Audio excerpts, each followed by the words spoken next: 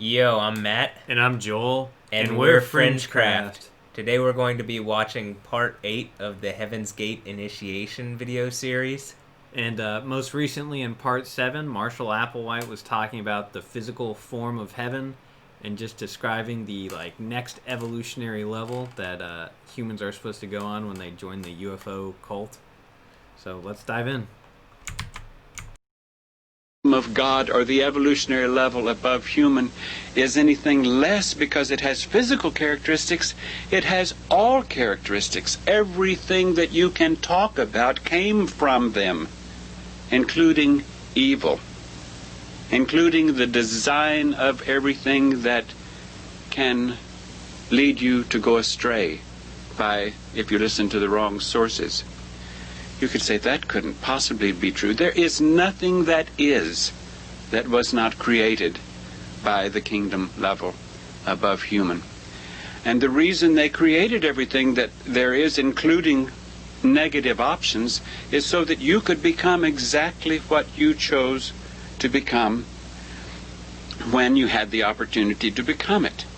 Now, the only time we have an opportunity to leave the human kingdom and go to the kingdom level above human is when there is a member from that kingdom level, incarnate in human form, taking that body and saying to you, I'll tell you about a kingdom level beyond here, and if you want to go there, then you have to follow me because I'm the guy who's got the key at the moment. Whatever representative is sent from that kingdom level and comes into the human kingdom, then that's the representative that has that key to that kingdom for that period of time. And it requires that you, if you move into that evolutionary kingdom, that you leave behind everything of human ways, human behavior, human ignorance, human misinformation. Long time ago, long before this civilization began, and I don't know how many subsequent times this occurred, that kingdom level had a representative in a human civilization, and members of a classroom that were in the process of overcoming their human characteristics. Some of those members that began to serve in elementary ways for that kingdom level above human, some of them decided that they didn't want to listen to that representative anymore, that they could do the things they wanted to do, and they weren't sure they wanted to get rid of human ways. And so they began to find fault in the representative that was offering them a way out of the human kingdom. Well, you know the story from there. Fallen angels, Lucifer, Satan, a third of the heavens, following a renegade that decided, this world is not for me. I can be my own God. I don't need that kingdom level. I resent that I cannot be my own individual. I can't lead my own flock. Well, that kingdom level above human let that individual and their following lead their flock. Let them do what they wanted to do, and used it for means that could serve a purpose in the design of the next level progression. Dude, he gave me that vibe of, the limited time offer. One time only. Yeah. Order in the next 2 hours, like the not telemarketing, the late night TV ad. Late night infomercial. Yeah, the infomercial. He's giving me that vibe big time right now. What I thought was hilarious is he's leading their flock into basically not acknowledging, he led his flock into just death. He literally got his flock to commit suicide. If you remember, the only way to commit suicide was by not committing suicide. Right. According to their, I don't know. After you get castrated, you're kind of just. Yeah, I'm sure life is where not do you go from there? the same. Wait, did he talk about castrating yourself? No, he didn't. No, where would we pick that up? On Wikipedia, I think. I believe I saw it on a video that I watched about where they were speaking to members who participated, and that was something that they brought up, is that he didn't want to have this attraction to the males in the in the group, and so he cut his testicles off. I mean, Yeah. that's the extreme take. The did you see that there's people still maintaining the website? Yes. And they respond to emails. That's why when we went the other day that it was still up. Yeah. So we did some research and found out that the website is still actively maintained, and that 2 people from the cult, they were left behind when everyone else went on to the comment, or went on to the comment, and their duty is to maintain the website for the next 2,000 years until the comet returns. And they're actually doing it. Yeah. And they've been doing it for 20-something years. I think they'll respond if you're not too, like, mean and, obviously, like, trying to egg them on or something. Or if you want, if you're just being, like, if you're have an curious. earnest curiosity. Yeah. So I guess that's kind of their duty, actually. Yeah, exactly. That's their job on the ship. Oh, and apparently Heaven's Gate, the reason they had a whole cult house and everything is they were all web devs. Yeah. They had a bunch of money from developing a bunch of businesses' websites in the early 90s. So which cool. is like, especially when you look at their website, it makes sense because it's like... It looks so 90s. Yeah, exactly. And they made everyone's website. They're like the original web devs. Yeah. Before JavaScript and everything. And they were paying, what, like $7,000 for a house in California in the 90s? Yeah. $7,000 a month? Well, there were 39 of them there, though. So, I mean, I don't know. Yeah, it was a pretty big compound, too. All right, let's keep watching.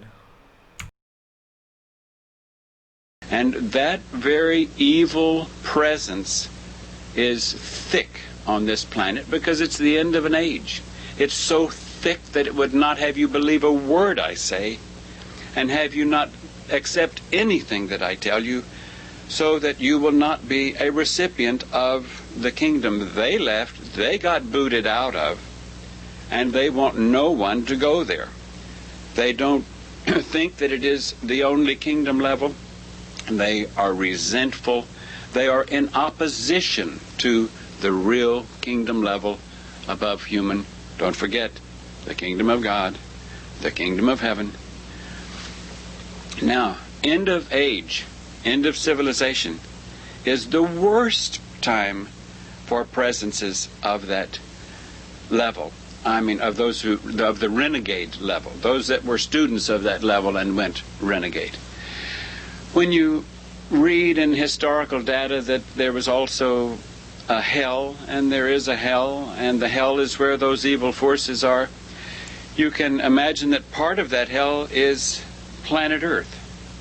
When those evil individuals, or those who chose to go awry, those followers of Lucifer, of Satan, when they went awry, they were then booted out of the kingdom level above human and confined to not only planet Earth, but any other planet with this type of gravity and other environments that could serve as a natural environment for a human level. They need a human civilization. They use bodies from human civilization. They make hybrid bodies because they have to continue to live. Don't forget, they had learned what spirit was. They had learned to separate their mind, their spirit, from a human body, and their identity was not lost if they lost a body. They learned to move out of that body without losing their consciousness, even take another body that was prepared for them and invade that body and take it over, and they could sustain the life of it. And for the most part, as far as they are concerned, they are taking advantage of the plants, the human plants, the creatures of this civilization, using them for their own means. While the kingdom level above human is in close because of our presence, assisting us, and they are in close, those aliens, I call them aliens because one way you could speak of them is space aliens, evil space aliens. They're not really space aliens because they can't go in except a very limited part of space. They're confined to environments where there are mammalian, human equivalent, or human civilizations existing. They feed off of them. They need their bodies. So they're not really broad space aliens, but, the common term is space alien. And I don't mind calling them space aliens. But because certainly the kingdom of God, the kingdom of heaven, the evolutionary level above human, when they're present here, they certainly wouldn't be called aliens because this is their garden. They made it. We are their experiments. We are their creatures. We are their creations. They made us, everything that we are. Now, I've got to go back to the beginning of this tape because I don't want you to listen to my philosophy, my ideology, the knowledge that I have. I want you to be aware that the focus is on the fact that this is the end of the age. Molly. I don't even know what to say. That reminded me, of what you said, reptilians. But it also... Speaking of the Draco reptilians. Yeah, exactly. And they're draining the, soul force or the life force of humanity. It also reminded me of a book I'm reading called Crypto-Terrestrials. I don't know if I showed you that one before. You told me about that. Yeah, which it is a similar theme that there's, evil or nefarious space aliens here trying to imprison, basically, the human life force and drain it because they have a fear of death. They're completely attached to, I guess what is he called? The real world, the physical world, whatever, this plane, whatever he calls it. They're so afraid of death that they'll drain the soul out of human. I don't know how true of a concept that is, but it's very reoccurring. I've even heard that people believe that some aliens are specifically trying to enslave humanity to steal the resources of Earth, like gold. I don't know. I feel like that's a stretch, but because if you're an intergalactic alien, surely you could find, I don't know, find slave labor to, human slave labor to mine your gold and, Yeah, but you could probably transmute. I don't know. I guess we're going into a sci-fi realm that there's no answer. I mean, he's just making stuff up on the fly. You can kind of tell, but you think so? I feel like he's spelled it all out before. I mean, yeah, when I say on the fly, he's just making stuff up and he's spitting out what he's talked about before. Also, a lot of it all sounds like kind of occulted theologies, occulted, and they're all religious on stuff. top of each other with common themes. I guess he is actually kind of speaking out of his ass because he titled the video at the beginning out of his ass, if you remember.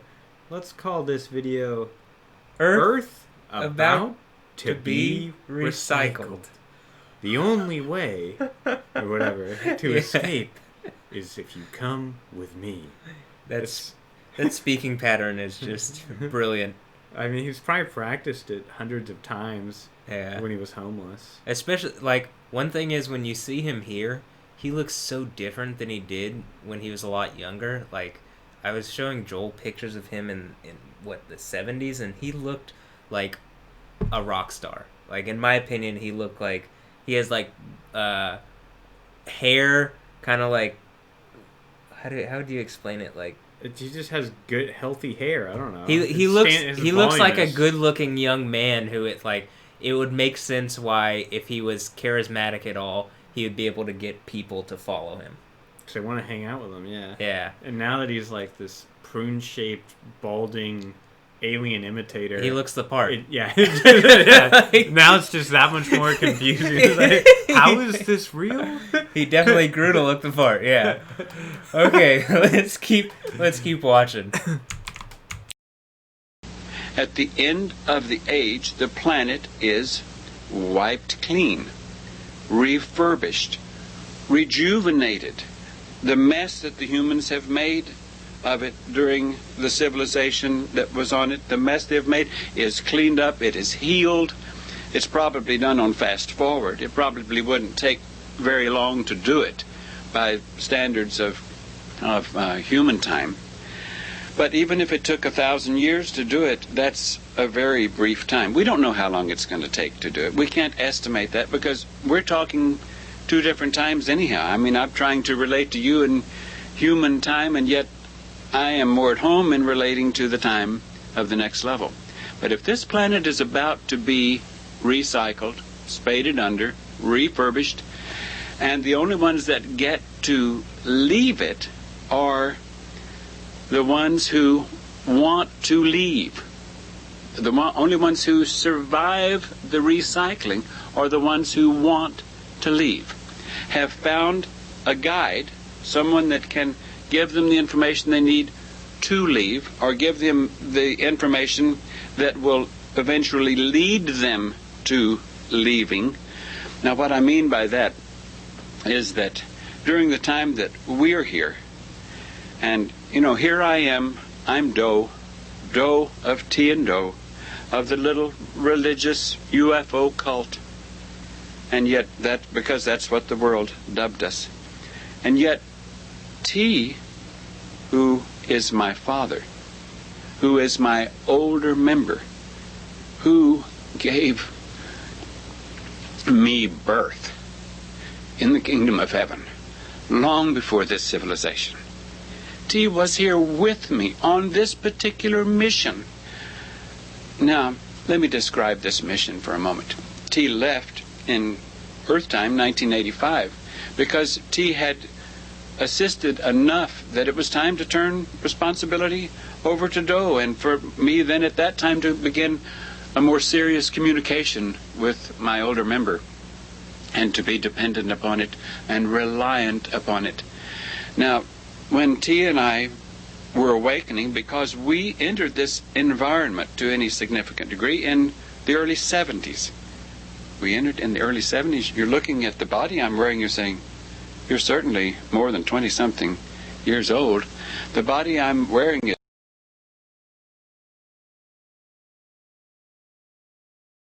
I feel like it ended so abruptly, but on a note that made me kind of feel sorry for him, honestly, because T is his well, she was his wife.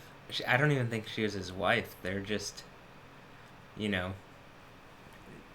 gods I together. guess. Oh yeah, you're right. 'Cause he is castrated. You're right.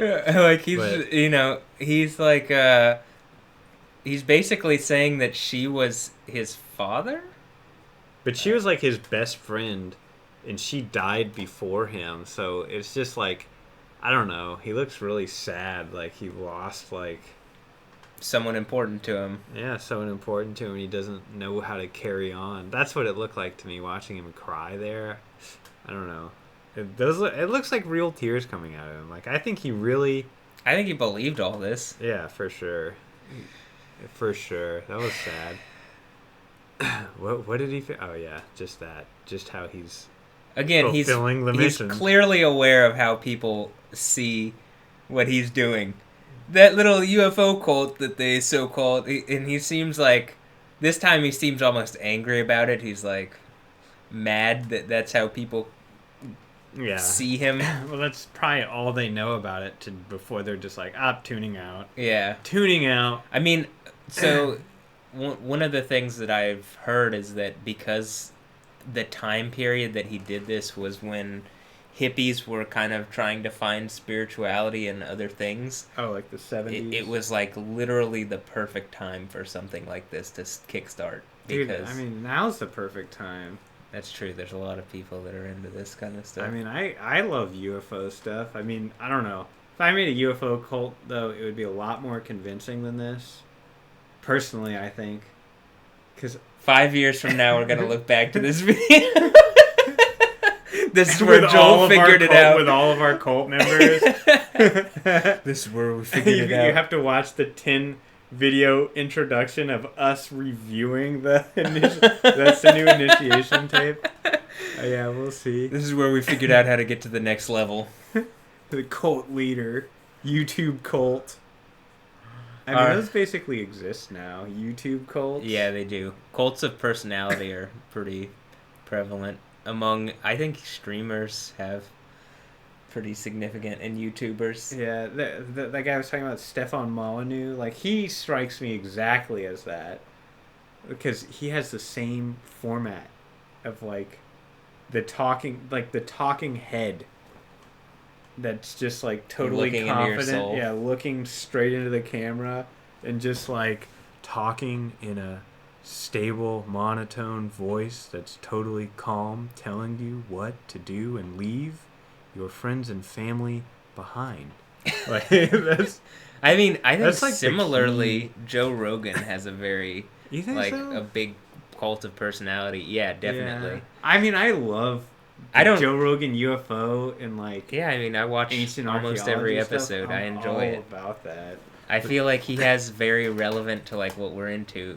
His guests are always super relevant and stuff. But it's just like, he's moved from Texas. I don't know if you just heard Elon Musk is moving to Texas apparently. I heard that. I think moving to Austin probably. So I mean, that's the world's second richest person. Is he? Holy shit. Yeah, he's passed Bill Gates. He just launched Starlink.